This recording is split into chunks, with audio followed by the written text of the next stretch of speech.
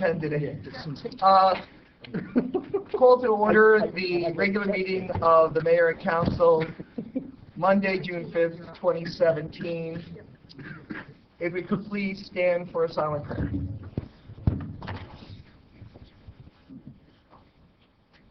And if we could please remember the people in the United Kingdom and all through the world that are victims of terrorist attacks.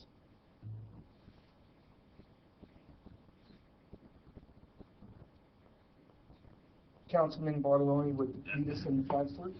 I pledge allegiance to the flag of the United States of America and to the republic for which it stands, one nation, under God, indivisible, with liberty and justice for all. Sunshine Law.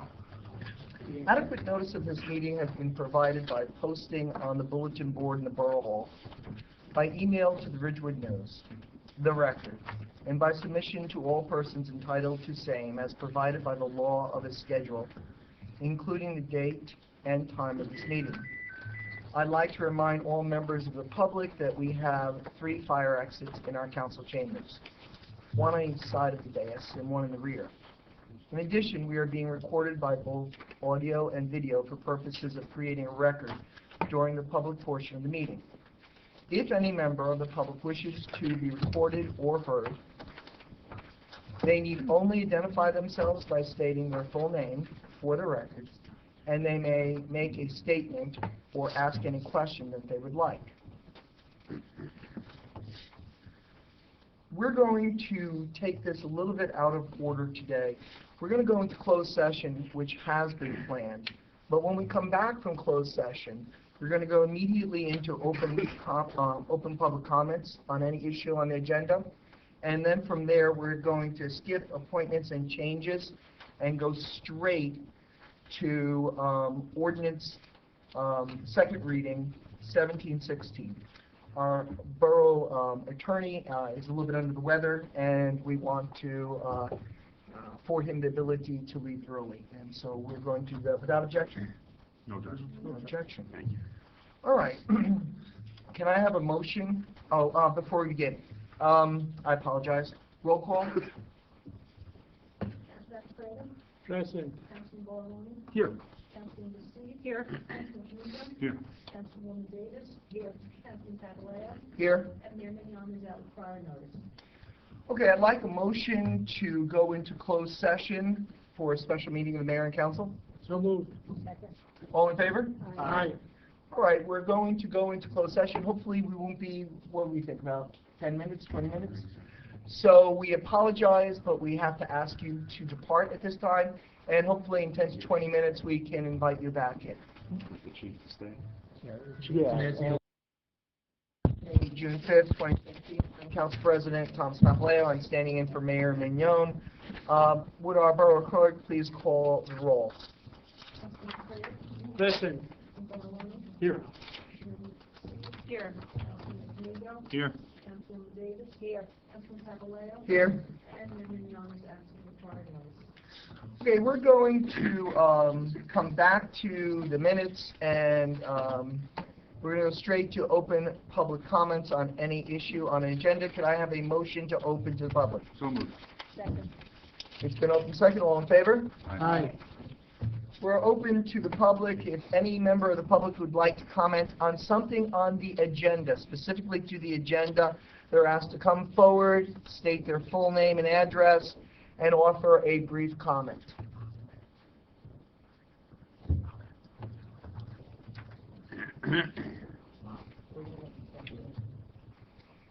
You are more than welcome to come and stand with them.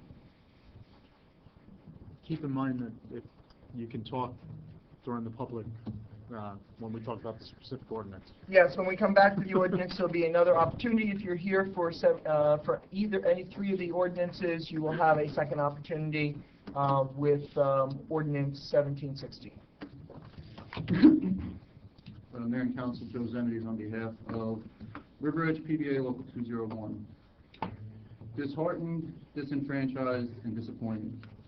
These are 3 words that come to mind for the PBA when thinking about the process that has occurred over the last several months. As PBA President, I'm here once again to speak on behalf of our membership. The PBA has continued to express to the Mayor and Council our sentiments on the proposed change to the table of organization. The PBA's sentiments have not garnished any comment from this body on its latest introduction one way or another. What occurred was simply a vote of yes or no, and then move on to the next order of business. When the Labor Union and the Superior Officers Association, who have well over 250 years of combined law enforcement experience, express repeated concerns about something, we expect our Mayor and Council to take pause, ask questions, and explore problems. Unfortunately, that has not happened. The PBA has offered a variety of reasons for justifying why removing the captain's position would not be appropriate for the department, including the chain of command, continuity and supervision, working out of rank, contractual violations, and morale. The PBA has offered examples of how organizations in government, businesses, and yes, other police departments have a clearly defined second-in-command with a rank to distinguish it. PBA has cited excerpts from literature for the promotional exams, and most importantly, the recent unpublished rules and regulations that were in our very own document management system. That unpublished rules and regs document speaks to the captain's position and defines the position's role and responsibility. I'd like to take a minute just to approach it, that's all right. That's fine. Well,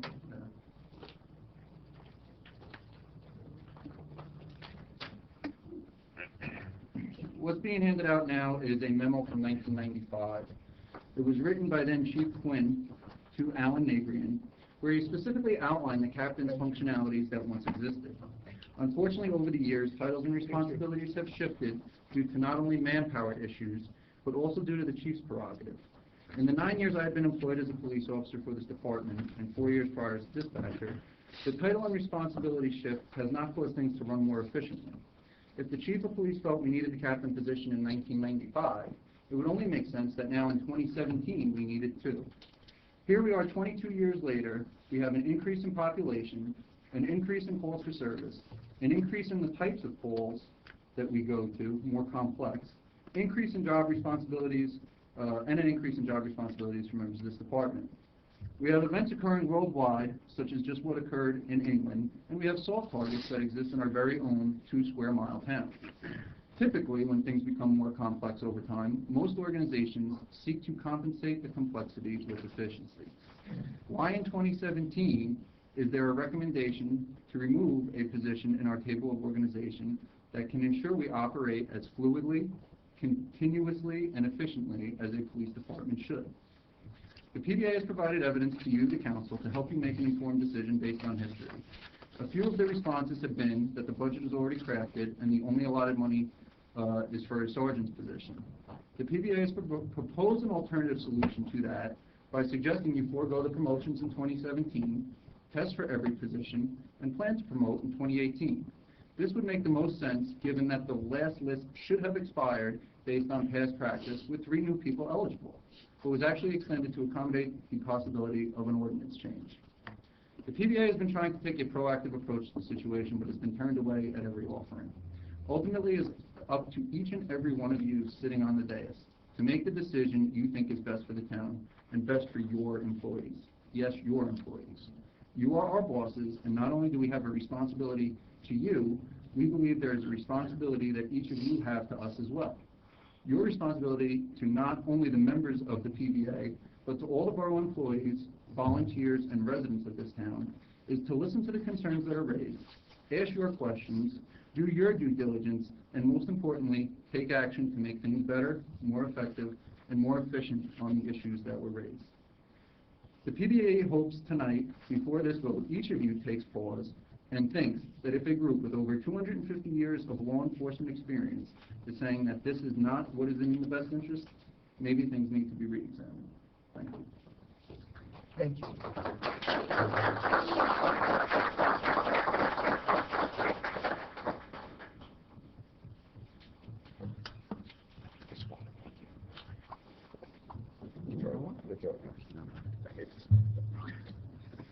Is there anyone else who would like to come and speak on any item on the agenda?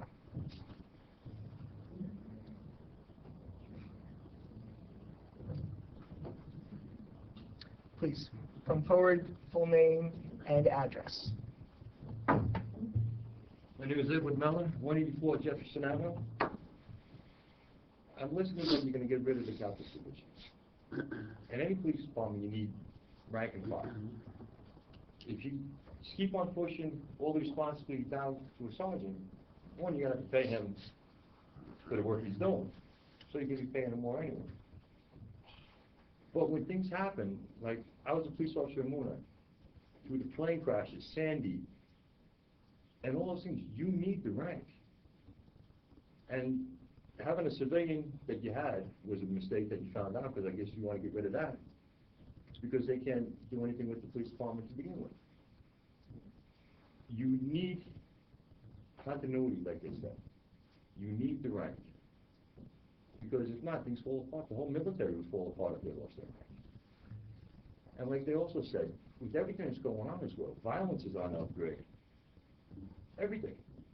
People come to this town and live and pay these extraordinary taxes because the police department does a great job of keeping us safe.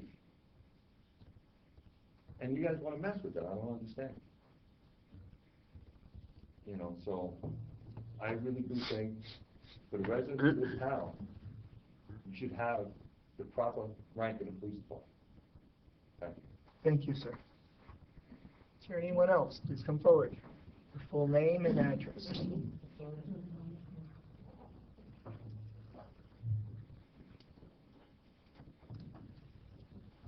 Good evening, everybody. Dan Sandsevere, 564 Elm Avenue. How is everybody this evening? All right. Speak to you on this issue, just from a logistics standpoint. I did at the time as a police officer in the municipality, in the municipality of Woodridge, and we had a rank and file with the captain, which actually turned out to be very well. I'm also employed now with the Bergen County Police Bureau of Police Services, the Sheriff's Department. So we've gone through our own issues as far as merging and changing of titles and such. I found that even just a logistics standpoint, for big events that happen, the chief is there to be a buffer between the media, between the mayor and council, and between the residents and the people that are listening. You need that captain, you need that captain's position to be able to give direction, advise lieutenants what to do, advise sergeants what to do. I have seen that in working in those situations, again, municipality and county, that captain spot is very, very important. Just so that there's a stable, continuous order given. Because a lot of the time the chief has a burden. They have to do a lot of different things, you know, fill a lot of shoes with that. So you definitely need that captain to fill that spot as far as giving the leadership that's needed. If it's at all possible, I know Joe said about, you know, give a yes or no. Referendum. Like a referendum, maybe a vote on for the residents to kind of give them the information and let them choose. I mean, we are the ones that are paying the salary, moving to this town for the safety and everything, and we enjoy the work of our police department, and they're out there and they're doing an excellent job.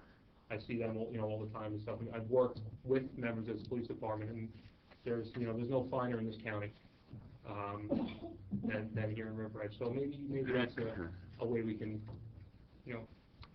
come to some sort of compromise as far as that goes. All right. Thank you. So, yes. Is there anyone else who would like to come forward?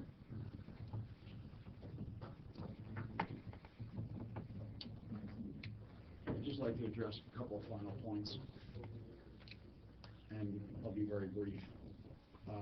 Cite unpublished resolutions, they're just that, drafts from the 80s that weren't put into effect, and to ignore the fact that it's the chief's prerogative in every agency covered under Title 40 to set the assignments, duties, and responsibilities of the members of the police department.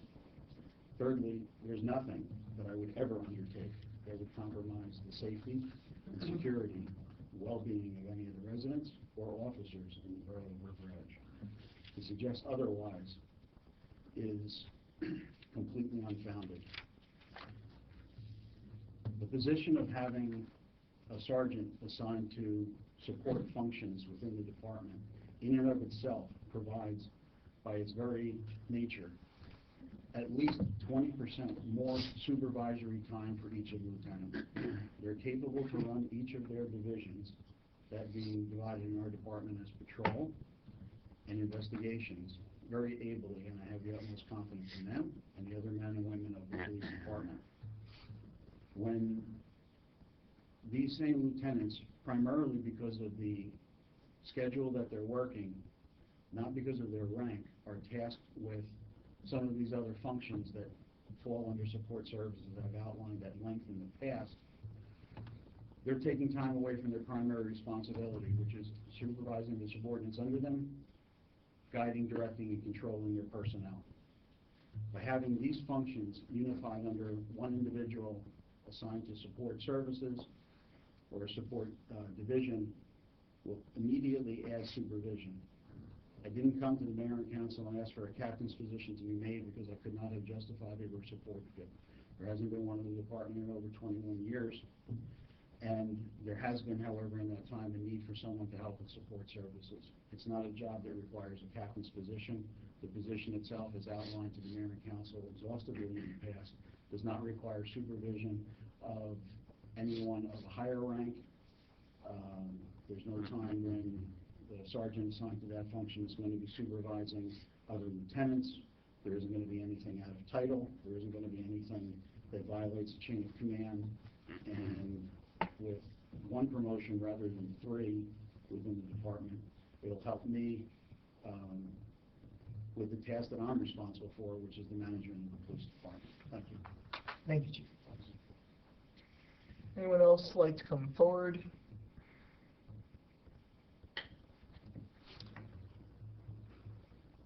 Seeing no one, I'd ask for a motion to close public comments on the issues of the agenda. So moved. All in favor? As stated before, we're going to move forward on the agenda to the second reading of Ordinance 17-16. Madam Clerk.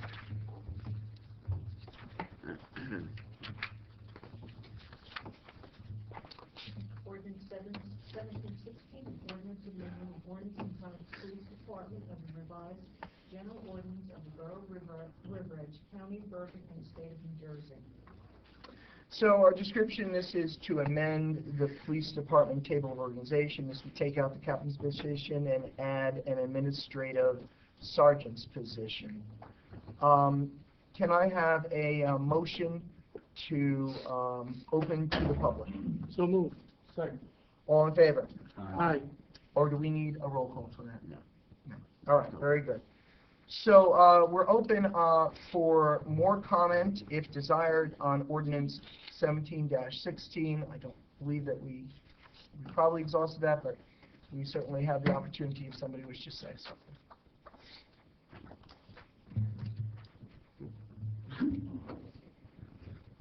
Joe Zennies from the PBA. Real quick, just to make a quick clarification, I think it's evident by the chief's remarks that clearly the chief and the union agree we need a position to fill these duties. The question that now falls on you as the mayor and council is what rank should that position be? We need somebody to fulfill those duties. We need the leadership within the police department. Who then becomes responsible for that? Should it be a captain? Should it be a sergeant? And I think that's ultimately the question that you all need to answer. And, you know, as much as the chief referenced, it hasn't been filled for 22 years. I've said it before, I'll say it again. You know, former chiefs of the race had filled it with a civilian. Again, the PBA, the chief agree, it wasn't the best use of resources, and that's why we need a sworn person in there. While a sergeant can afford the town some supervisory capacity, as a captain could also do lieutenant and sergeant work, where a sergeant stops at a sergeant. They can't do anything more than that. So that's why we feel so strongly about this. You've heard other people, residents in town with law enforcement background speaking to that and the chain of command, and I'll leave it at that. Thank you. Thank you. I just want to clarify. Let's just see if anyone else in the public wishes to speak before we give council an opportunity to do so. Is there anyone else from the public who wishes to speak? Councilman Borland, would you mind me closing it to the public before you give comments? Sure. All right, so I'd like a motion to close the public hearing on Ordinance 1716. So moved. Second. All in favor? Aye. Council comments or debate? Just, well, the comment was made that we haven't debated it and we haven't talked about it. This is the second go-around of this ordinance, and it was debated and questioned and talked about at length the first time. So the last time that it came up for a first vote where there was no questions, we know that it was debated and talked about at length beforehand. But I guess the question I just have is that the PBA is not just advocating for the position to remain in the table of organization, but the PBA is also advocating for that position to be filled as well. Correct? Correct. Okay. And like I said. Councilman, this is not a time for debate with the public. No. If you would not address comments to the public, that would be in order. All right, that's fine. All right. Any other comments? I, for one, do not see I do not think there's a strong argument to remove the captain's position from the table organization. In fact, to be honest with you, I don't feel there's a convincing argument to remove the captain's position from the table organization. I said that, as Councilman Bartoloni said, the first go-around when it was defeated and before it was revised. That's my only comment. I stand by what I said previously. I don't know if anyone else on the council wishes to make a comment. If not, then we would, I'd be looking for a motion to adopt. Tom, Yes. when this odyssey started in January, it was clear to me that something was wrong that went well beyond a table of organization. And by living with it and through it for the last 5 months, that has proven to be correct. It's a table of organization, guys. We can bring it back, especially the people that will vote for it can bring it back at any time with adjustments made to it. Back in January, I think myself and Councilman Bartoloni made a comment that we'd like to see the change, if even on a tryout basis, a 1-year tryout basis. There are issues that I'm not willing to discuss in public. So I am firmly convinced that perhaps this will be the catalyst to have our police department begin to work in unison. I mean, it seems to me the chief came to the council, the PBA came to the council, but as the chief and the PBA come to each other, I don't think so. I don't think so. I'm not convinced of that. So, be as it may, I stand by the proposal I made, and I'm going to vote for it. Thank you. Yes, certainly, Councilman. Just to echo some of what Councilman Aquafreda said, this is a table of organization. It's not the U.S. Constitution that we're looking to amend. It's something that can be changed depending on what future circumstances may present themselves. It's an ordinance. You introduce it, and then you have a second reading. That's really what's involved here. And at this point, and if we remember going back to the first iteration of this, the table of organization, the proposed changes were for a sergeant and a lieutenant to examine whether or not a sergeant was the applicable change, or to leave open the possibility that if it wasn't a sergeant, to amend perhaps next year to add a lieutenant as opposed to that sergeant. That compromise was not acceptable, apparently, and it was a captain or nothing, essentially, was the proposal. So we have our chief who's made recommendations. He's the individual that we've trusted to run our department. And this does nothing more than codify what the practice has been for the last 2 decades of not having a captain. And in terms of the thought process, my thought process is to maintain a structure of 25 officers and not add additional positions throughout the table of organization, and rather try and keep it at that number. And I think if you look over the last couple of years, what you would see is that there was a concerted effort on the part of this council to add additional officers. We've added officers almost every year. We've added additional officers to the rank. Many of them are here tonight because we increased the size of our police force. We, I think, have been very generous with the police department in terms of contract negotiations, and whatever supplies or anything that they need, this council has provided them with. And I think you know that. You know the last contract was far and above anything you would have ever gotten if you ever went to arbitration. This council's been very fair. And what we're looking to do is codify existing practice, nothing more. And it is the first additional rank position in over 2 decades. I don't think that can be, just pushed aside.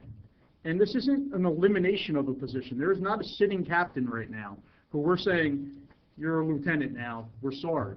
There's nobody there. So you have to question, well, how did the department operate for the last 21 years without this position?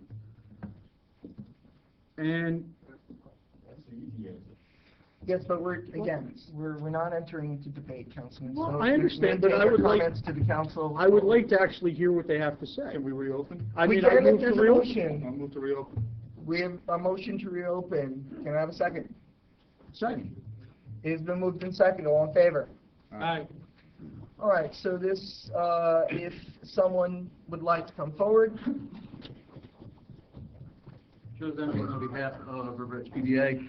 With all respect to Councilman Bartoloni's comments, that was because the prior council, which I believe you were a part of, pillaged the contract, okay? And we lost 4 members, 4, to other departments.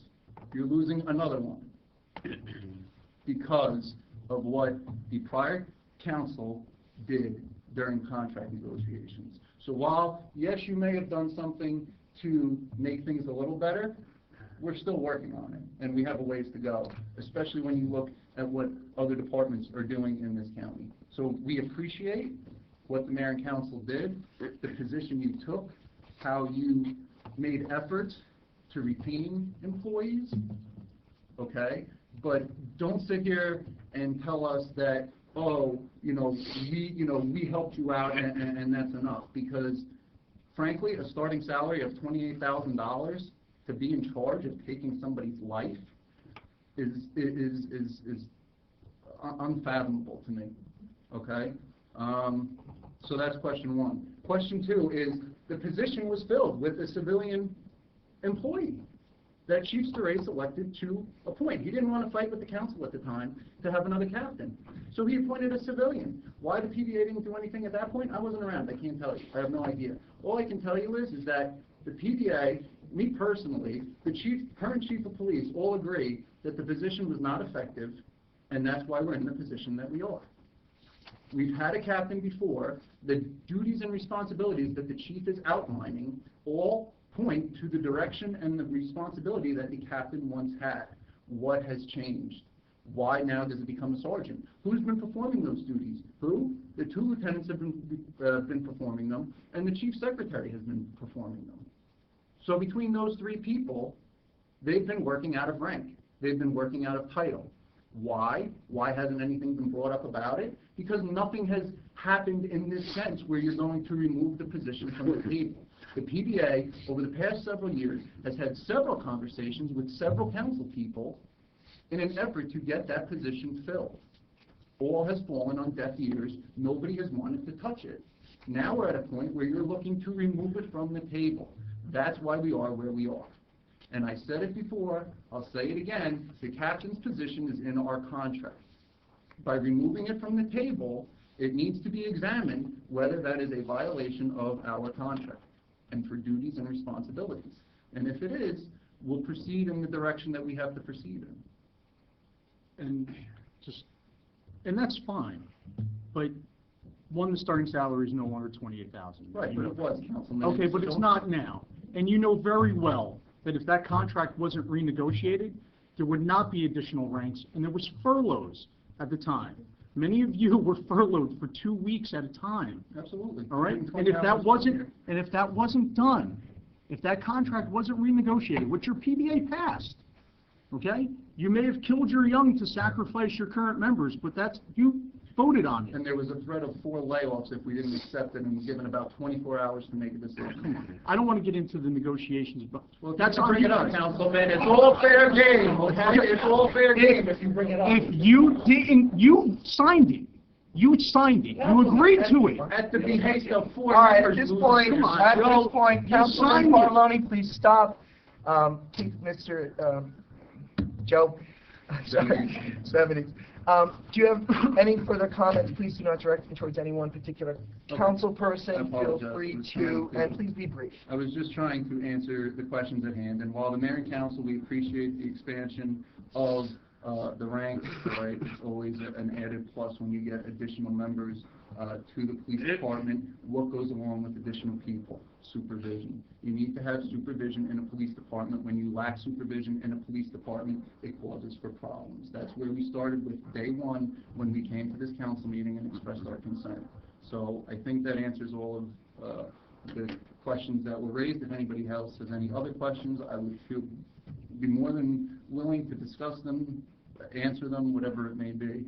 But I appreciate the mayor and council opening it up again so that we could just have the dialogue and clarify what was being said. Thank you, Joe. Thank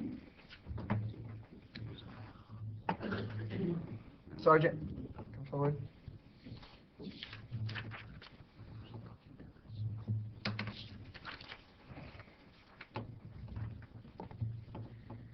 I know I was able to speak a couple of months ago at a council meeting. Sergeant, you have to say your name and then say PBA. I'm the president of the SOA. Yeah. We have 2 divisions in our PBA, the SOA and the PBA, and we split years Sergeant, ago. just 1 second. Sergeant Wilhelm speaking for the SOA. Go ahead, Sergeant. I'm just concerned, in my history here, I happen to be an employee with the borough. It just happened to be June 1st of this year that I hit 28 years with the borough. I've been here a long time. I've seen a lot of things, but I've never seen the mayor and council deviate on amending a list for promotions. For what exception, I have no idea. But you have other officers. Sergeant Wilhelm, are you talking about the possible promotion if this ordinance is passed? Exactly. Sergeant, I told you last time you cannot bring that because that's not what 1716 is about. I apologize, but we cannot entertain that. If You opened it up, you had anything on the agenda, absolutely, but we're not on the agenda. We've moved. So you absolutely could have made those comments earlier, and they would have been germane because there is a resolution in 17198, but you didn't at that time. Right now, we are on the ordinance. This is frustrating you. But there were questions brought back of like, look, does anybody have any comments about like what were the discussions that Councilman Barloni threw out? And I think it's relevant that what he threw out to the PBA. It also So I'm going to ask her attorney, would this be relevant given? If you just want to give him the courtesy. Just let him have it. Yeah, Okay, please. Sergeant Wilhelm, Just go give ahead. the courtesy. But I agree with the councilman, though, he's in the full right that we're talking about it, but because, let's just give you some leeway, go ahead. I'm concerned about, we were here at meetings, and I tried to address it at the one meeting where it was addressed to the younger officers with our agency, which we hire, and we go through, like we're going through laundry. It's disturbing to the supervisors to train officers, to spend the time with them, to nurture them, get them on board, and they leave. It's heartfelt. I know we want to retain people. We've been here a long time, but we just can't retain people. I can discuss the problem, but it's not relevant now. The thing that I want to discuss is the topic was brought up to officers that are you eligible to take the test, and these officers like it. Within the day or two, they were eligible. Those officers, there's 3 now, they're minorities. We have David Lee, Officer Sanchez, and Officer Roman, who don't live in River Edge. They're not homegrown, but they're here, but they're minorities. Is there a reason why we don't open up a new test to minorities? I don't know. It's puzzling to me that why we're not giving another test and giving people opportunities That in the past we have, and we've never deviated from that, and now we do deviate for it. I don't know what the problem is, but there is a serious problem here in River Edge that needs to be addressed, and the council has to address it. The PBA can't address it. We answer to you, and you control us. Why there was never a captain position, it should have been filled by who? By the council, not us. We don't control it. You promote us. We have a job to do and we do it. And that's for the townspeople. Every day we come to work and do our jobs to the best of our ability, but you control us. You needed to fill the position. We didn't. So I have to say that I appreciate you giving me the time. Thank you, Sergeant.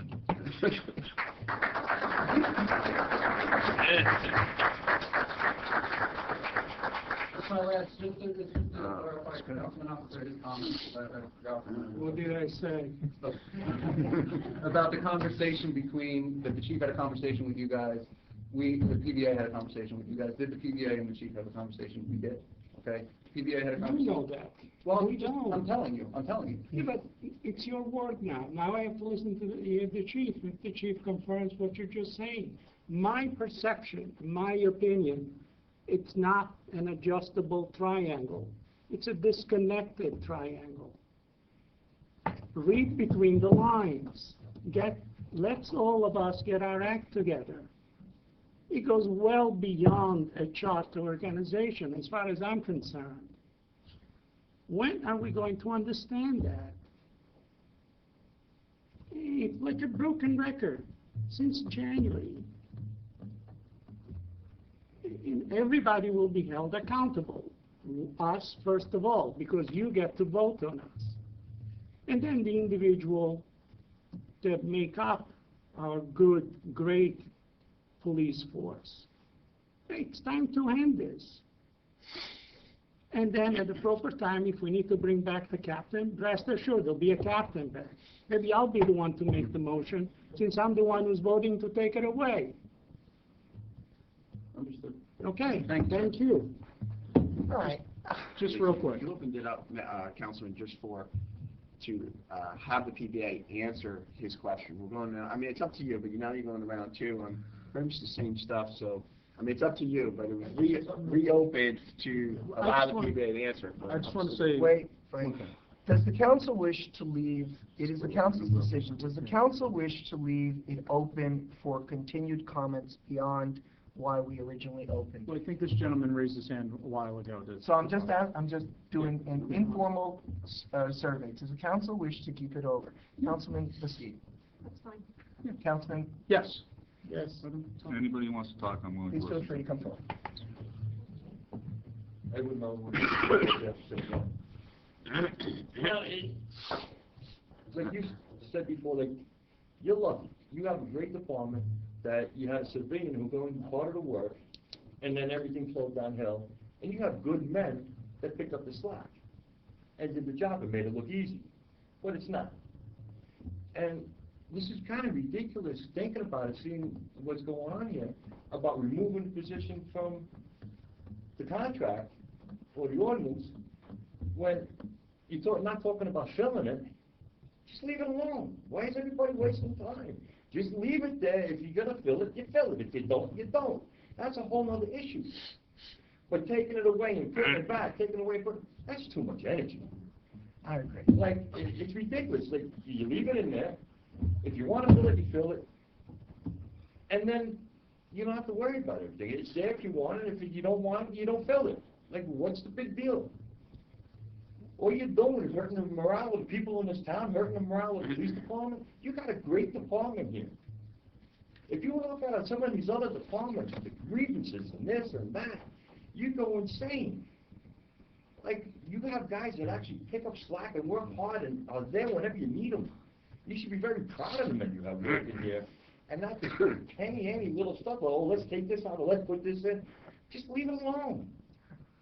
Thank you. Thank you. Yes. Mike Director and delegate for the PBA. I just want to talk about the comments that were made that, well, we can try out, or, you know, that doesn't mean it has to stay there. This is our livelihood. These are our jobs. Okay, we need this stability. Whether it's, you know, the council makes a decision one way or the other, we rely on you to look at all the facts and make the right decision.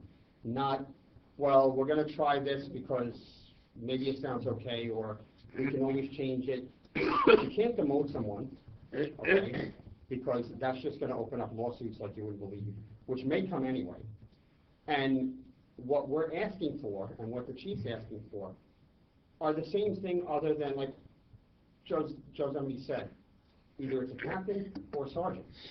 We know we need somebody, okay? There is a need to take over some responsibility as a supervisor. But I don't think it's fair to say, well, we're gonna try this when there are people that, depend on that stability. For us, we put our lives on the line. That stability is what keeps us going. So we know, we look behind us, we know who's there, we know what they can do, we know what they're gonna do. Not this try out, let's see how it works thing. Now, one of the things that I've noticed here is everybody that's been up here to speak, we've all been here since January as well. There's one person, the chief says he can do it with a sergeant, he wants a sergeant. Everyone else that's come up here, everyone else that's come to this table and mentioned a comment, has said, we need a captain, we should leave the captain alone. Make a captain, let's move on. You want to end it tonight, you want to stop the continuing problem, make a captain. Okay, the chief gets someone that he has to supervise that can do all of the things he said, and more, because he can do what a lieutenant can do and can do what a captain can do. Make the captain, it all ends tonight. Thank you. Thank you.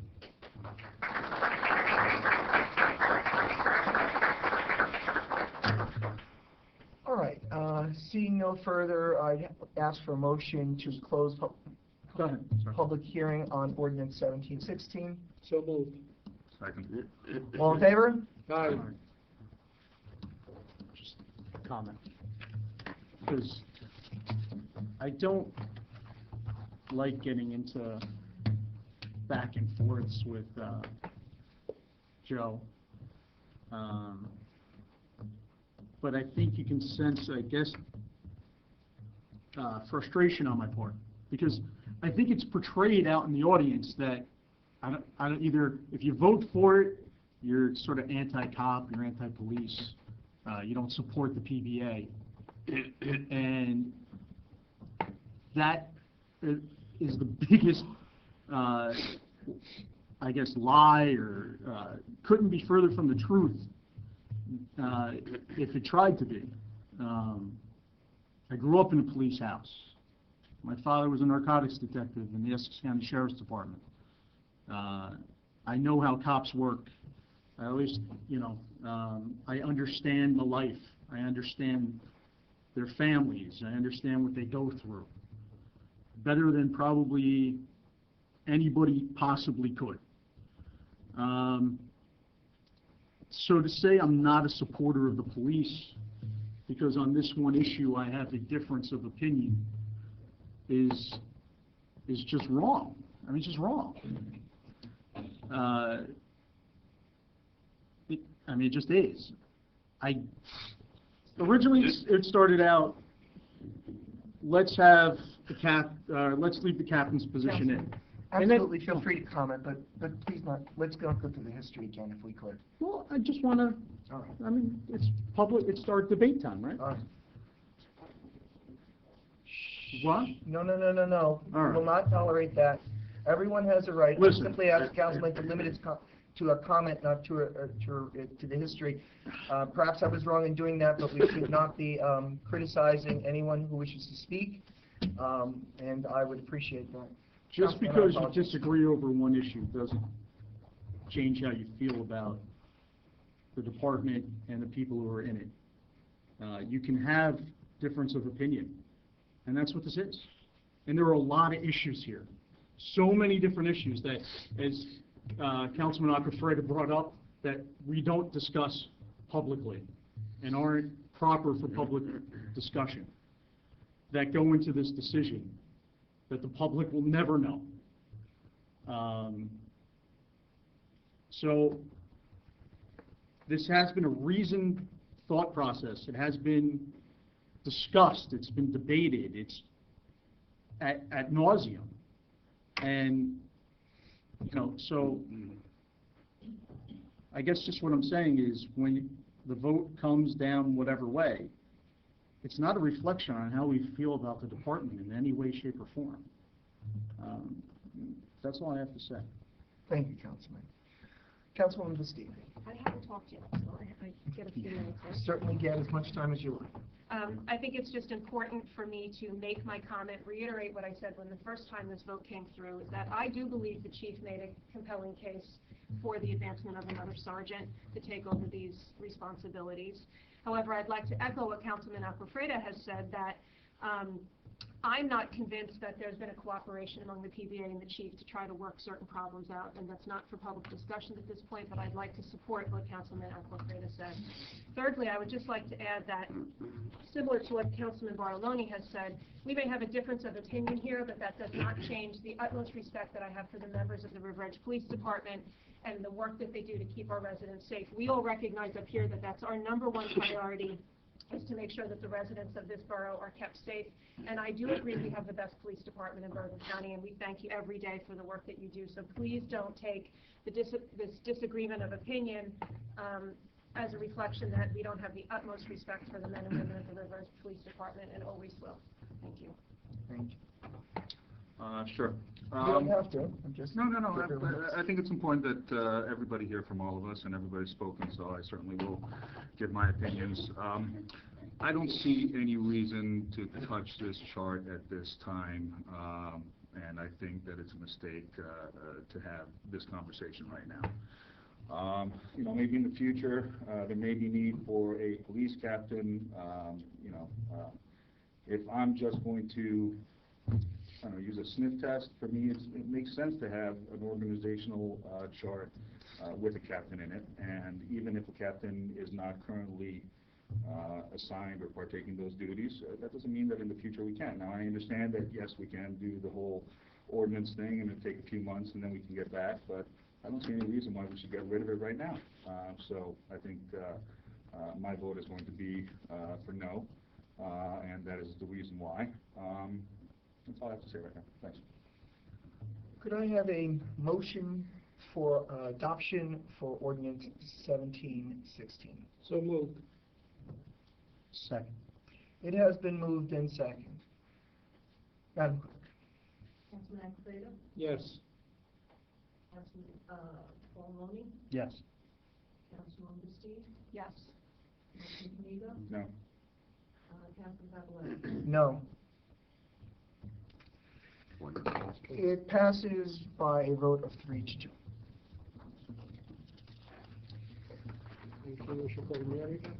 Yes, we need to call Councilwoman. So why don't we take a 2-minute break as we bring Councilwoman Davis back? No. It's not fair to you guys. That's right. Save yourself for the guys who've done this. Yeah, I don't think so. Are you okay? No, go. If the council has no objection, all right? No, go, rest. Oh, yeah, no, please. Thanks for hanging in there. No, I want to make sure. There. Thank For the you. road. It's a lifesaver. I was on trial for a week and a half, and my voice started to down. Oh, you should have said Where'd you go? Oh. Where'd you go? Did you stand in the hallway? According to law. Last time I went that way. Okay, our next, we're returning to the original order of the agenda. We're going back to approval of the minutes.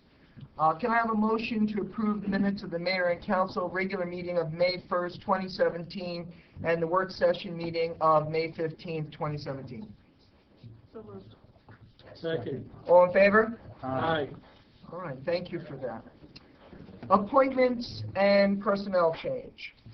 May I have a motion to approve the appointment of, and I apologize if I mispronounce anyone's name. We'll do the swearing in. Oh wait, who will do the swearing in? You? You? I have the authority when I'm. Oui, monsieur. Mayor Pro Tem? Okay, great. Oui, oui. Okay. Approve the appointment of Micah Gibson, did I say that correct? Micah Gibson, sir. Micah, I'm so sorry, Micah. Micah Gibson to the River Edge Volunteer Fire Department effective June 5th, 2017. So moved. Second. All in favor? Aye. Wonderful. Thank you. We're going to swear you in just a few moments. Can I have a motion to approve the appointment of Andrew Slane? Did I say that correctly? Good, thank you. To the River Edge Volunteer Fire Department effective June 5th, 2017. So moved. Second. All in favor? Aye.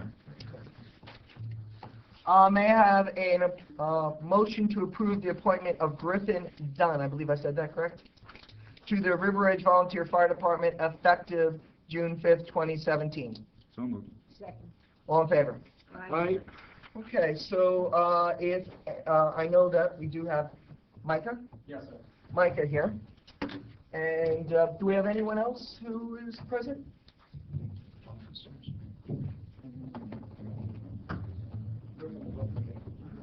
Oh, absolutely.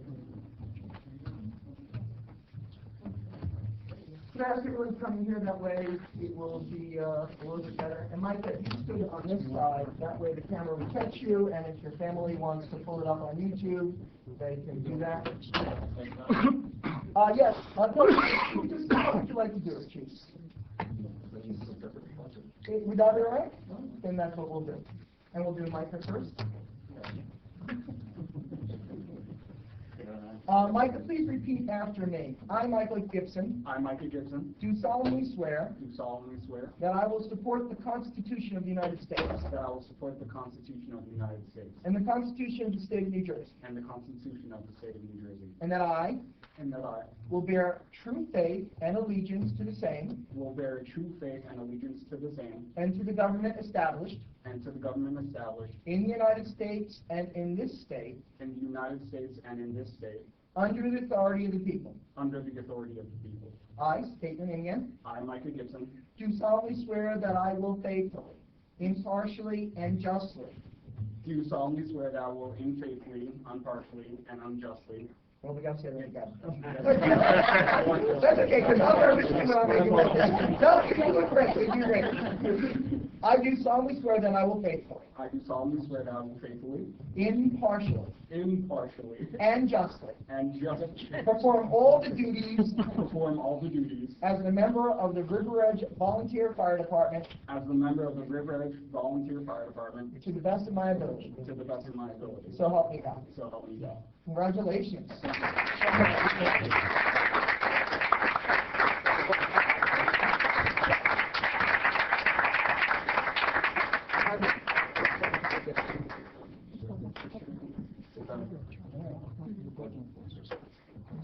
Andrew, right? You're sorry to hear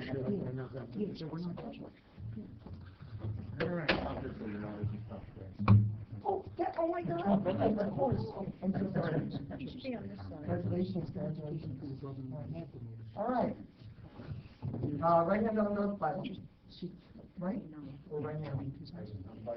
Right hand up. Okay. Left hand on the Bible. Thanks. I'm a little nervous too. I'm so glad you get to do this thing. I, Griffin Dunn, do solemnly swear that I will support the Constitution of the United States. Support the Constitution and the Constitution of the State of New Jersey. And that I will bear true faith and allegiance to the same. And to the government established in the United States and in this state under the authority of the people. I, Griffin Dunn, do solemnly swear that I will faithfully, impartially, and justly perform all the duties as a member of the River Edge Volunteer Fire Department to the best of my ability, so help me God. Congratulations.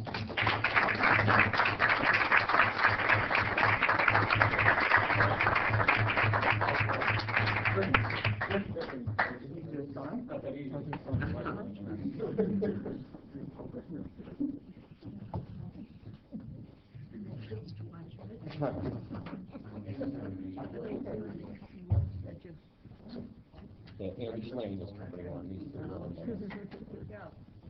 Good luck.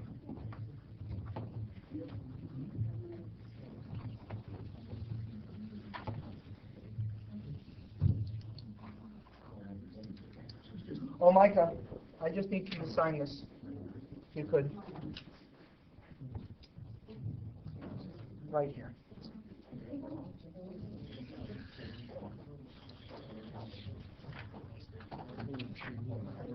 Yeah.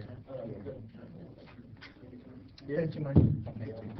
I'll take care of this in a second. Or you want to wait? Yes, I'll give this. Okay, great. Thank you again, Micah. Great job, and thank you for volunteering, and to Griffin. Thank you, sir. All right. Could I have a motion to approve the separation of Francis Carr as part-time parking attendant effective May 8th, 2017? Second. All in favor? Aye. Approve the hire of camp staff from June 26 to June 2017 through July 28, 2017 as per the list on file with the Borough Clerk's Office. So moved. All in favor? Aye. Approve the salary change of Terry Heiser, I believe, account payable clerk, from an hourly step 1 rate of $19.51 to a step 2 rate of $20.60, effective June 8th, 2017. So moved. Second. All in favor? Aye. Approve the salary change of Ralph Lenardi, fire inspector, from an hourly step 2 rate of $24.21 to a step 3 rate of $25.48, effective June 16, 2017. So moved. All in favor? Aye. A motion to approve the hire of Zachary Rusi. Did I say that right? Ruiz, sorry. I'm doing terrible to me. As a part-time seasonal employee in the Department of Public Works, 29 hours per week at an hourly rate of $14, effective June 6, 2017. So moved. All in favor? Aye. Approve the salary change of Nicholas Tarabaccia, laborer in the Department of Public Works, from an annual Labor 2, Step 3 salary of $43,489 to a Labor 2, Step 4, $43,985, effective June 17, 2017. So moved. Second. All in favor? Aye. Approve the salary change of Daniel Decker, laborer in the Department of Public Works, from an annual Labor 2, Step 3 salary of $43,498 to a Laborer 2, Step 4, $43,985, effective June 23rd, 2017. So moved. Second. All in favor? Aye. Approve the salary change of Anthony Presirio, well, close, Closer. in the Department of Public Works for the annual Labor 2 salary, Step 2 salary of $42,991 to Labor 2, Step 3, $43,490, effective June 17, 2017. So moved. Second. All in favor? Aye. Approve the hire of Victor Fonseca, I guess, as a substitute senior bus van driver, an hourly rate of $18.37 with a 1-year probation period, effective June 6, 2017. So moved. Second. All in favor? Aye. Aye. Approve the hire of Kevin O'Boyle as a substitute senior bus van driver at an hourly rate of $18.37 with a 1-year probation period, effective June 6, 2017. So moved. Second. All in favor? Aye. Approve the salary change of Jessica Varon, part-time circulation assistant, public library, for an hourly rate of $11 to $15 due to satisfactory completion of probation period, effective June 1st, 2017. So moved. Second. All in favor? Aye. Approve the hire of Michael W. D. Santis as a seasonal part-time parking attendant at an hourly rate of $19.44, effective June 6, 2017. So moved. Second. All in favor? Aye. Approve the resignation of Nicole Florio, tax collector, zoning planning clerk, effective June 30th, 2017. So moved. Second. All in favor? Aye. There are letters and reports that are on file that the public may wish to review from the clerk's office that are listed as correspondence. There are monthly reports from the library board, which are also a recreation commission, zoning board of adjustment, historic commission, tax collector, shade tree commission, farmers market committee, and planning board that are on view for the, available for the public. Ordinance first reading, ordinance 1717. Madam Clerk. Ordinance 1717 is an ordinance amending and supplementing the code of the Borough of Riverhead, Chapter 45, interlocal services. So our description is this is to establish a reciprocal agreement with each and every municipality within the county for inter-municipal fire assistance for any and all emergencies. Can I have a motion for ordinance 1717? So moved. Second. Madam Clerk. Ordinance 1718. No, shouldn't we? Roll call? Councilman Acofredo? Yes. Councilman Barone? Yes. Councilwoman Lucy? Yes. Councilman Kamigo? Yes. Councilwoman Davis? Yes. And Councilman Papaleo? Yes. Ordinance 1718. 1718 is an ordinance appropriating $12,000 from the general capital fund balance for the acquisition of new information technology and communication equipment consisting of computer equipment and its installation for use in various borough departments, offices, and agencies. Okay, so this is an acquisition and installment of new technology, communication, and computer equipment for various borough departments and agencies. Can I have a motion for ordinance 1718? So moved. Second. Madam Clerk. Roll call? Sorry. Okay, Councilman Acofredo? Yes. Councilman Barone? Yes. Councilwoman Lucy? Yes. Councilman Kamigo? Yes. Councilwoman Davis? Yes. And Councilman Papaleo? Yes. Okay, we have resolutions. I believe we're going to pull out resolution 17-198 for a separate vote. Is the council in agreement with that? Yes, sir. Yes.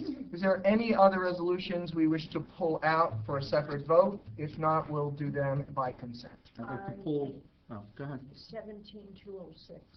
17206, Councilman Barloni. 17188. 17188. All right. Any other? All right, let's begin with the pullouts. Can I have a motion for resolution 17188 to approve the reappointment of the municipal clerk? So moved. Second. All in favor? Aye. Wait, I'm thinking about it. Yes. Let's record that that was unanimous. Yes. Let us now pull out resolution number 17198 to promote Patrol Officer Michael McGinty to the rank of Sergeant. Can I have a motion? So moved. Second. All those in favor? Aye. Aye. Abstain. And one abstention. All right. Could we have a motion for 17206, resolution authorizing the mayor to execute an assignment of subdivision approval and assumption agreement between Sholmack LLC and Carl Lodge and Denzel Lodge for property located at Block 303, Lot 24.01, more commonly known as 806th Avenue, River Edge, New Jersey. So moved. Second. It's been moved and seconded. Since it's, I should actually, for all the pullouts, did a separate vote, but we'll just continue. All those in favor? Aye. Any abstentions? Abstain. Abstain. Very good. All right. The public should note that Resolution 17221 has been voided, and that we have 223 is payment of the bills. We'll do that last. So could I have a motion for for all resolutions not currently approved, excluding 17223, which would take us from 17189 through 17222. So moved. Second. All those in favor? Aye. Could I have our finance chair, move 17223? Thank you. Whereas vouchers for the payment of goods and services rendered to the Borough of River Edge have been received, And whereas each bill has been checked by the receiving department, approved by the chief financial officer and borough clerk, and reviewed by the 3 members of the finance committee, now therefore be it resolved that bills as listed now be confirmed for payment from the appropriate funds as follows. Current account, $406,337.92. Capital account, $34,338.59. Recreation account, $3,437.85. Trust other account, $5,283.67. Open space account, $16,534.67. Trust other developers account, $1,392.50. So moved. Second. Move in second, all in favor? Aye. Aye. Can I have a motion to open the hearing to the public on any issue whatsoever? So moved. It's been moved and seconded, all in favor? Aye. So any issue where the public would like to address the council, please come forward, state your full name and your address. Hi everyone, Paolo Gia, 685 Fifth Avenue. And the reason I'm here is to, I've been reviewing some things going on in town with, for example, I reviewed the budget as you passed it. And I saw a couple of things that really stood out, and I thought they were really excessive. For one is the municipal budget is roughly $12 million. And you have a surplus of nearly $4 million. Borrowing authority, we haven't had recently disasters that account for $4 million surplus. So I would like to know, as one item, why we're accumulating such a large surplus when most of the residents in town are complaining about their property taxes and the lack of control and spending that's going on in town. So I'm going to ask the finance chair to answer that question after you've given your other two. So let me give all three, and then we'll let the finance chair address that, if you're comfortable. Yeah. All right, but let's do all three first. Let's put them on the table. And will I be able to respond? Absolutely. After, of course, he finishes speaking. Sure. Thank you. So my next topic is that we have accumulated 1,069 days, and I'm not sure if that includes 6 days. They are accumulated absent days. Who are you stating has accumulated these days? You're saying the asking- borough in I'm totality? asking from the budget. Oh, so you're asking us to explain that? Explain that line item, what it includes, because I see a liability of almost $600,000, $598,000 and change. And I see that in the prior year, you set aside $18,990 for that. And this year, you set aside $5 for that liability. So basically, what's not clear is we have a $600,000 liability that could be demanded by employees that want to redeem those days at any time. And we don't have money set aside, so there's a potential contingency there. Okay, is there one more, or was that 2 and 3 you just I said? will limit to this 3 still, but I want to get a chance for everyone else to speak, because I think these will probably take some time to explain as well. Absolutely. Councilman. Okay, we'll start with the surplus. Actually, I want to start with the premise of your discussion from the get-go in terms of property taxes in general. And I see this a lot, and especially on some of the Facebook chat groups and whatnot, people complaining about taxes in River Edge. The River Edge portion of your municipal taxes is about 25%. I think it's 25.1, maybe 25.2, but it's about 25%. The other 75% is your schools, your county, and your open space. So for that 25%, which on the average house comes out to, I'll even say $3,000, you get police, you get fire, you get DPW, you get your garbage picked up, you get sewers, the various insurances that we have to maintain, the wide-ranging services that most people enjoy for about $3,000 a year. Don't also forget road repair. And all the various infrastructures Library. and library, everything. So for that 3,000, you get an amazing range of services. Now, this year's increase was about $54 on the average home. I know, Mr. Celia, you don't fall into the average home, but for the average home, which compromises about 75% of all homes in River Edge, that average increase on the municipal side was $54. Now to the surplus itself. That surplus, we have a surplus policy in place. And why do we do that? Well, in dealing with the various creditors and Moody's and Standards & Poor, there are recommendations that you put aside a percentage of your yearly budget for eventual, should there be a situation where a road collapses, there's a building fire, whatever, unexpected expenditures that you should have on hand various monies.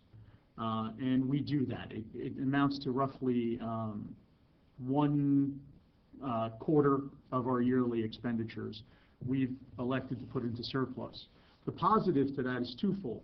One, it has increased our credit rating, which makes it easier to borrow money and saves taxpayers money in the long term. And also it prevents us from having to go out for short-term notes to meet expenditures because we have cash on hand. Again, another savings. So it's a fiscally prudent move to have those monies in place, and it does save money in borrowing and various interest costs. So that's why we have that. In terms of, and I saw this also on Facebook, was talked about quite a bit regarding unused sick days. The Borough of River Edge does not have a sick day accumulation. We don't, we have sort of a free flow in terms of allowing our employees to have the time they need, obviously provided they provide the proper letters and whatnot from their doctors to take the sick time they need, but they don't accumulate sick time. So if and when they retire, there is no sick time payment. Now, Actually, I asked what the line item was. Can you give me some detail? I mentioned sick time, not knowing what it well, I'm just explaining. Well, again, off the top of my head, I don't have the whole municipal budget in front of me, so Well, I Mr. can't. Chili, maybe after he finishes, maybe Mr. Negri will be able to address that. Okay. It's a good question, we're not Well, avoiding it, let him finish. No, just I'm just- because it's a very winded response. Which Actually, that was a pretty short. That part was actually pretty short. That was the short I version. can see you out of breath. We I'm don't- also out of breath just listening. So. We don't accumulate sick days. So do our employees have vacation days that they don't use? Yes, they do. Am I going to speak to specific employees? No, I'm not. In terms of whether or not there's a liability out there, yeah. Do I anticipate any employees retiring in this year that it's going to affect that budget? No, I don't. So you have to look at those factors as well when you're putting together a budget. What else was there?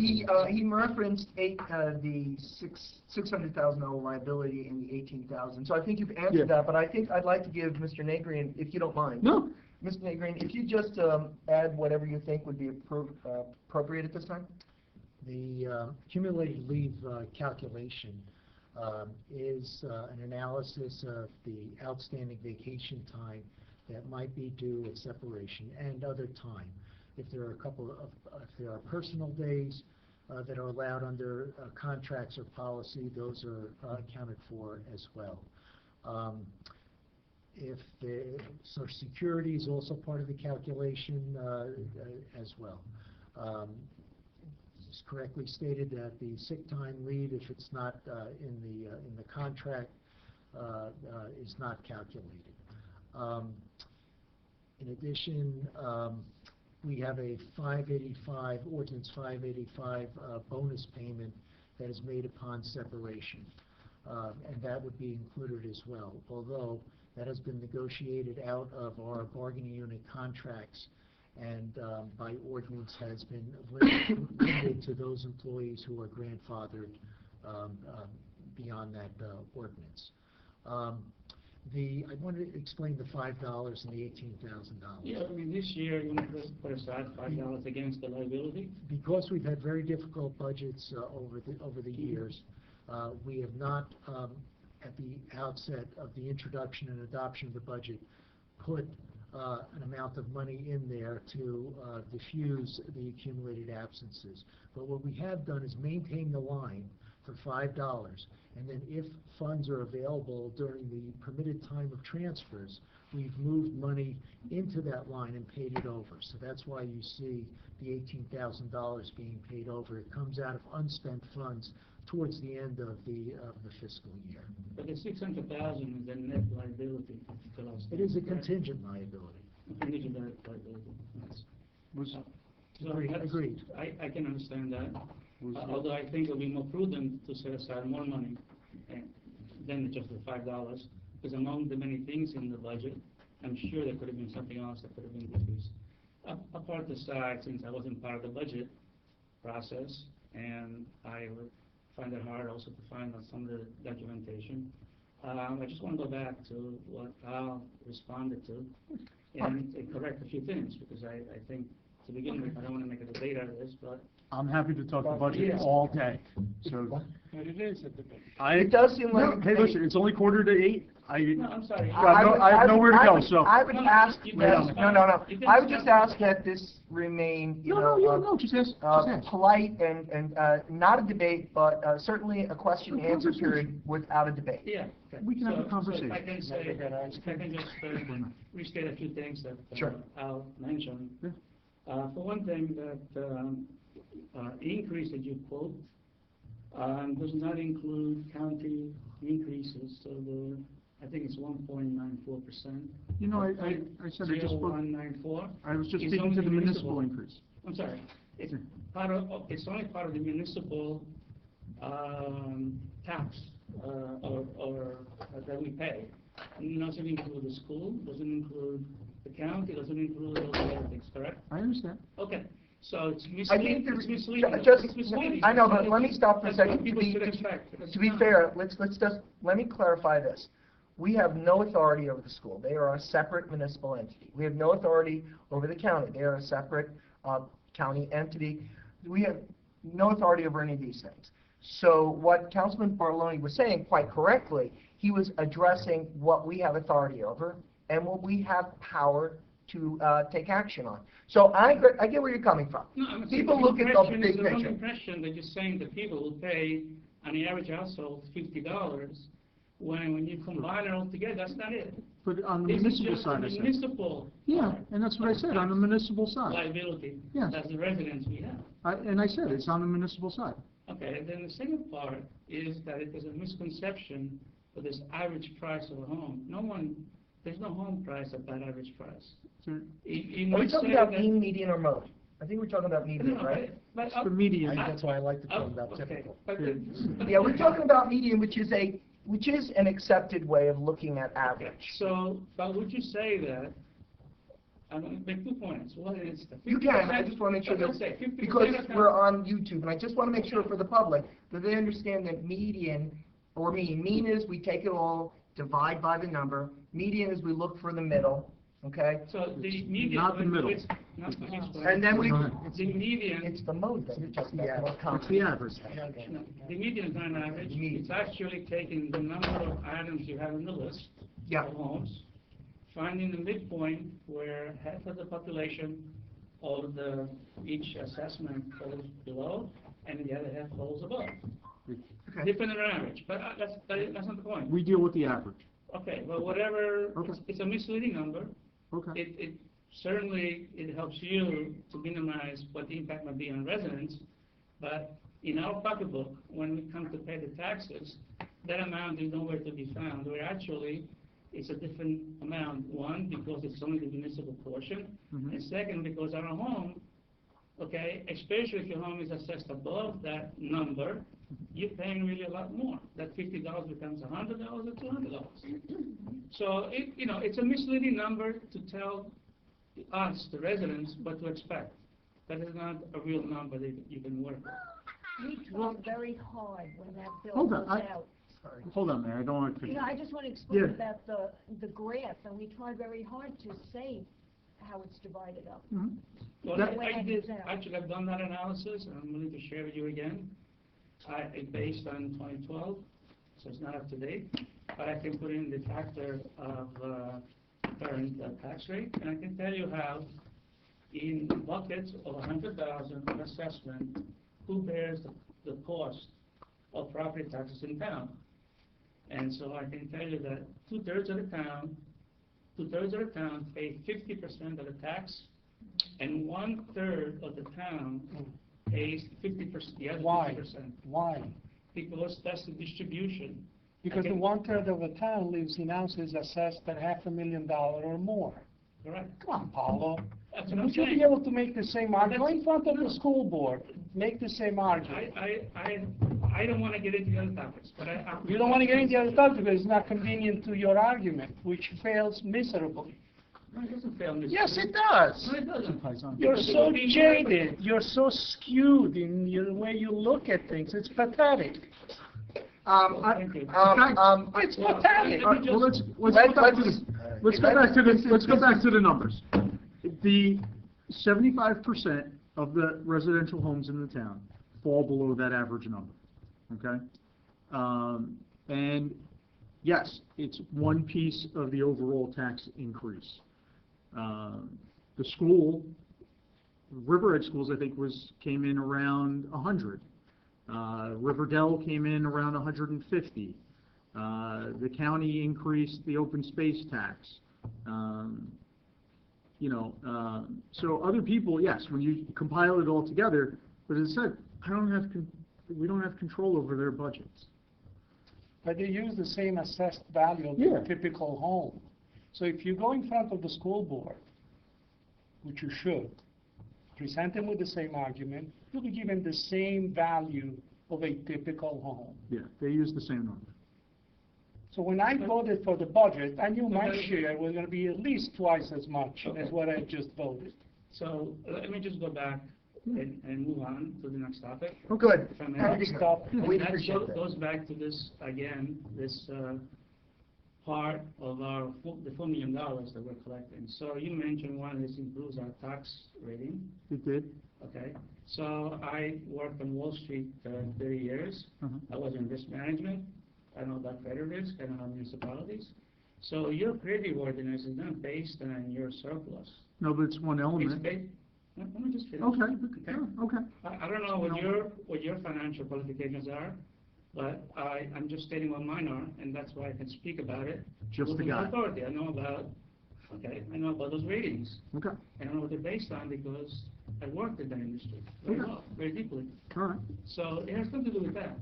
Any town, and you can take Michigan as an example, okay? Any It's a town state. that cannot raise, But go ahead. any town that cannot raise, so a town has ability to tax. Because a town has ability to tax, you're actually lending to a town is a safe investment for the banks. Because you can tax and get the money to pay the banks, to pay the loan, okay? So it's really based on the amount of borrowing that you have done. Because you can borrow up to a certain point at which you can no longer tax a residence because it becomes a negative. So the industry understands that. And so your rating is really up to your ability to pay back. Because because of the amount of loans you have accumulated. Okay? Which is another topic I want to get into later on, another session, not tonight. So you talked about it, this surplus being a big plus, and it's not. Okay. So $4 million on a $12 million budget, does it not make it a third of the budget is in a surplus? A third of a municipal budget, okay, is stored as a surplus. And I think you should reduce that amount because it's unnecessary. You have borrowing authority that you can use on a short-term basis if you need the money. If you have a disaster here in River Edge, whatever it might be, you don't need to have that cash sitting around. Why? Which, Because Why? you're taxing people. Where Because does you're it say taking the you don't money from need it? people in It's town your that opinion are against the suffering. one of the council. No, listen to We me. were elected to run this town. I also ran in town. I went Yes, door and to you were door, not elected. And I listened to the plight of people, especially seniors in town. Oh, who what, can't we afford don't? the taxes. You're implying that we don't. I'm telling you what I did, and I listened to them. Sir, And this is my are you purpose. implying that we don't? I mean, what is your I'm purpose just saying here? to you what I did. This is what I did. Keep talking. This is what I did. talking. And I know how people feel about taxes, property taxes. Thank So God you- we so pay you're taxes taxing- too. So every year you've been accumulating excess taxes that wasn't necessary. These are necessary taxes being collected on residents, so you can have your surplus. Why they're unnecessary? Why do you don't need the surplus? Well, Let's say, I'll- at best, I'll let's say actually you have But what I'm going to do is, I think we've had a good discussion about this. Councilman Barloni, if you can offer a just a Short very, synopsis? very short, Okay. and then if we could move on, I think that would be for the good of the order. All right. So basically, going back, you gotta go back and look at the history. 2007, 2010, thereabouts, right? River Edge was using a couple $1 million a year of surplus every year. Okay, yes, they kept property taxes stagnant on the municipal side, they didn't go up, right? So they used all the surplus. 2010, they ran out of the money. All right, so that 2011, you saw your taxes go up 250. That 1 year, actually, they went up about 400. And then slowly, as we were able to start building up the surplus and controlling spending, every year you've actually seen the municipal increase kind of go like this. And so it's part of an overall strategy, one, to keep that money on hand in case of an emergency, because it is sound fiscal policy to, you don't go out and drain your bank account so you can use your credit card, right? You don't do that. You don't go and say, hey, you know what, I have a credit card, so I'm gonna rip off my... Well, I'm just saying, all right, this is brief.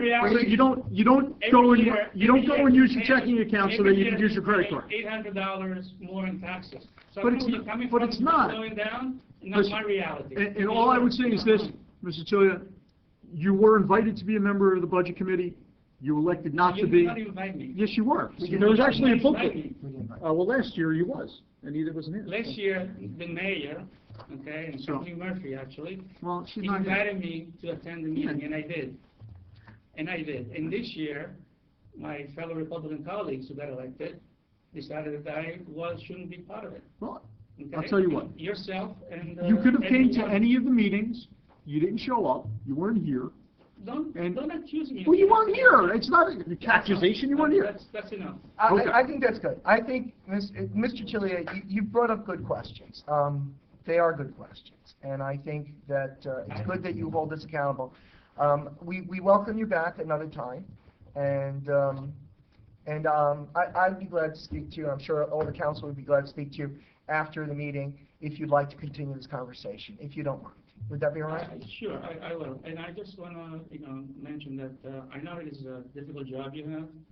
And as earlier we had the police department here, and they were fighting for their state in making sure that they have what they feel is adequate. But it's a difficult choice you have to make, and I understand that you're driven by a lot of things, and a lot of demands are placed on you to make tough decisions, and you have to make the tough decisions, and you do. So I don't envy what you have to do, but I do want to, let's say, encourage you or push you in a direction that in some situations, especially regarding the budget and the tax rate in town, that we have to do a better job. And that's my feeling. I may be wrong, but that's what I think. So thank you. Thank you, Mr. Chilia. Yes, Mr. Johnson. Please say your name and address. You got a second here. Now, this is the old Vito. You have no idea what the I don't know. Do we need the old Vito? Vito needs to calm down. It's okay. It's all good. It's all good. Good evening. Oh, it's our show. Peter Dunstan, Oh, man. 446 Oak Avenue, Riverbridge. I'm here representing the Cultural Center, and the main fundraiser for the Cultural Center is the car show. And the car show, actually raises approximately 80% of our funds that we need to do the various events we've done. The car show started in 2001, and since then has permitted us to do close to 400 events in that time since we've been established. Currently we have a show going on called Exalted, and it's an art show. It's an excellent art show. If you haven't had a chance to see it, please do. This fall, we'll have a Hamilton exhibit, which is rather expensive, but fortunately, we can carry it because the monies that we do get from the car show. We made application in January for the closing of Continental and Elm. We received permission to close Continental. We were denied permission to close Elm.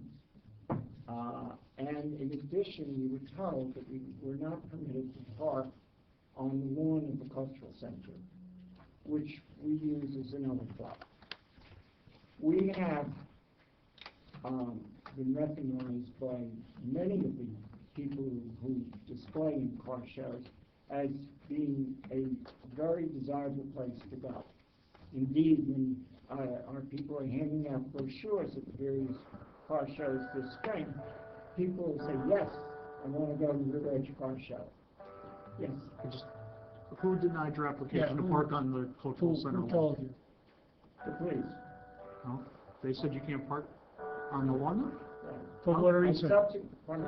For what reason, Peter? That there is a borough ordinance that says that we're not allowed to park on there.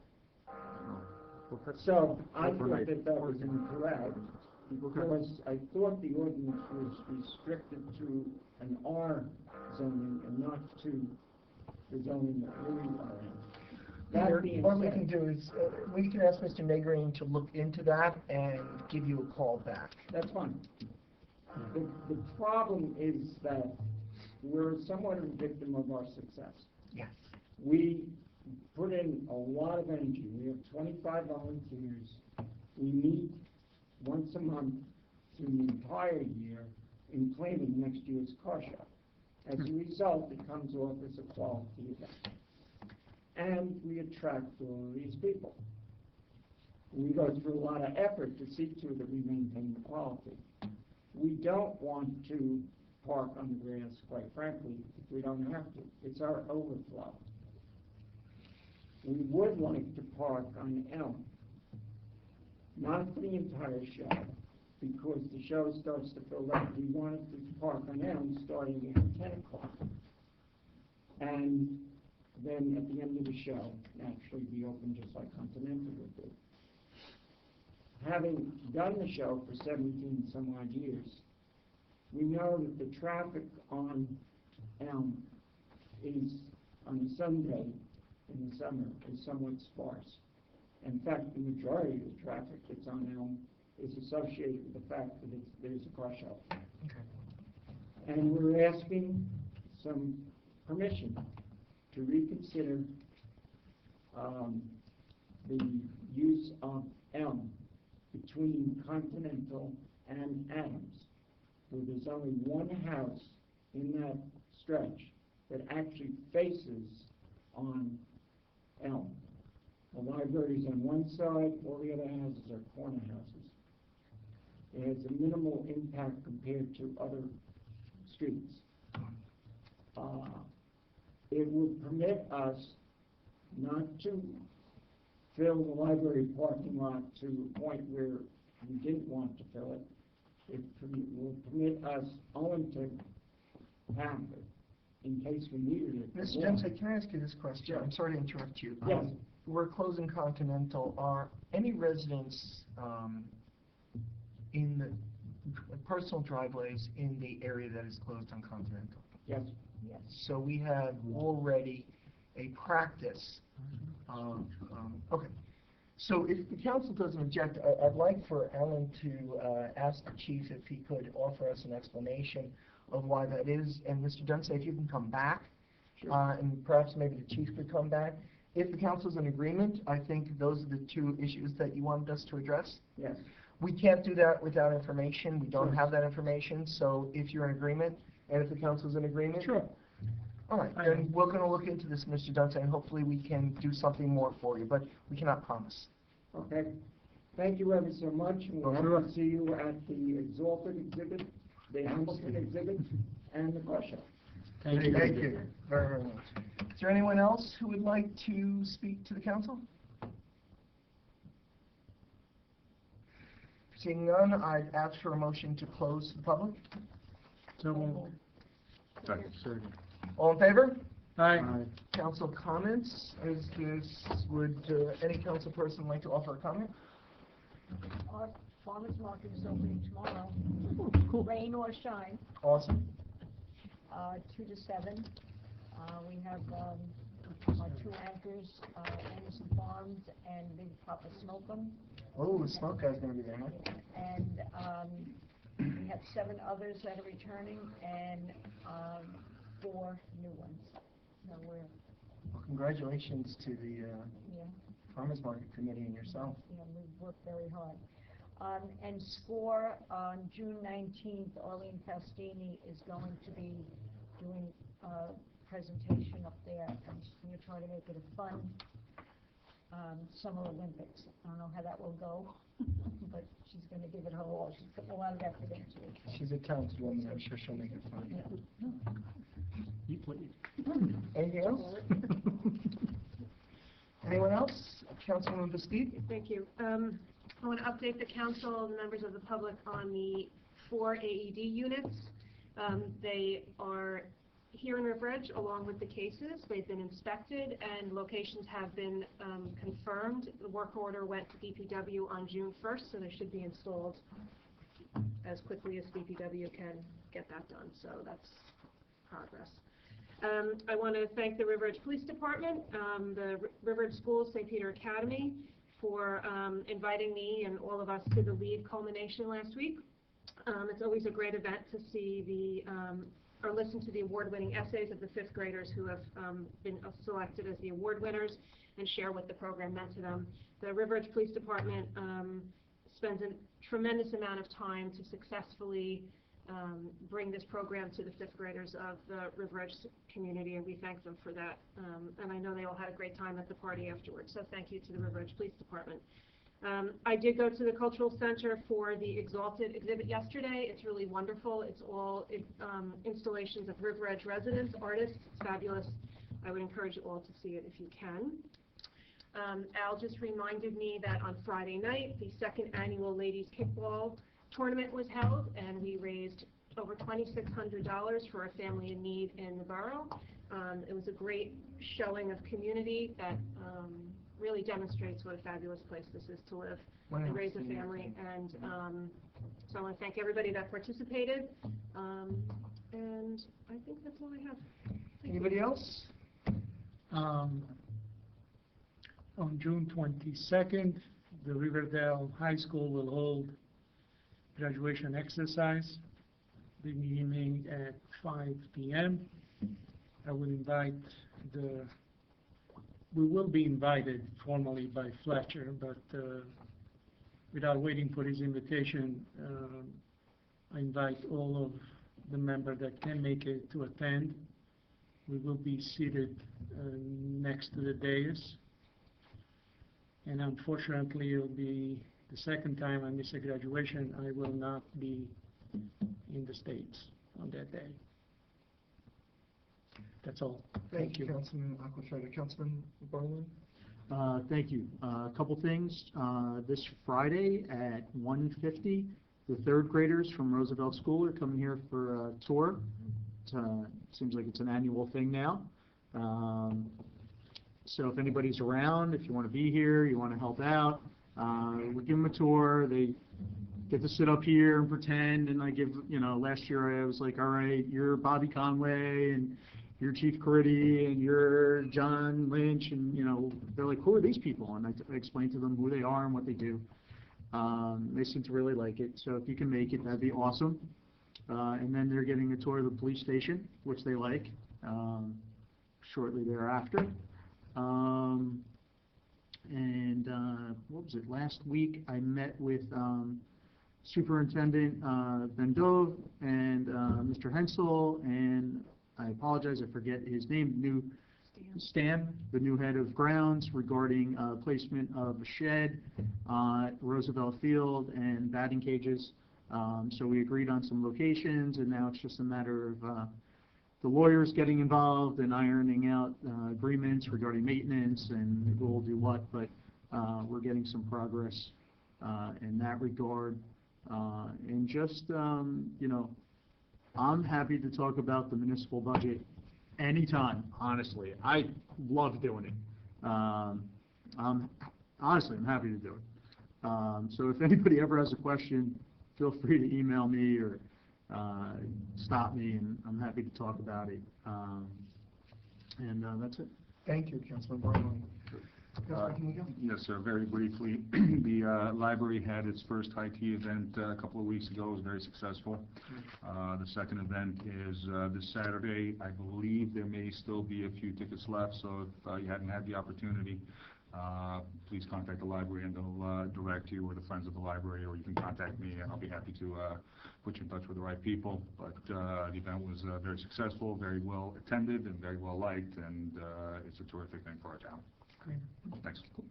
So I'll just be brief. The beautification committee has been doing an outstanding job of weeding and planting and bringing back, revitalizing our gardens, especially at Borough Hall and at the library.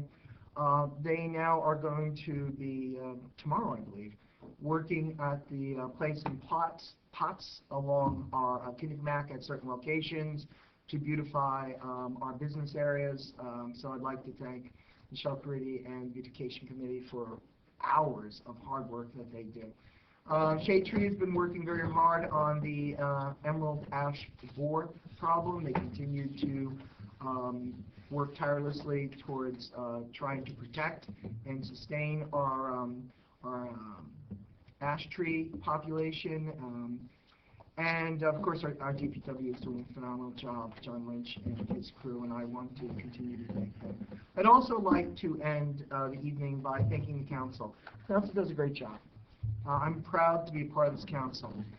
We rarely disagree, but even though we may disagree with certain issues tonight, we respect each other's opinion, and I can say for myself that I know everyone in this council spends a tremendous amount of time within themselves debating the issue, informing themselves on the issue. And so I think democracy is about choosing, and I know everyone takes that responsibility very seriously. And I don't want to end without thanking Stephanie and Ellen for all the work they do behind the scenes, and of course our chiefs who were here, Chief Caridi and Chief Schultz, as well as I've complimented John Lynch and all the other departments and the ambulance corps. Could I have a motion to adjourn? So moved. Second. So, all in favor? Aye. We are adjourned.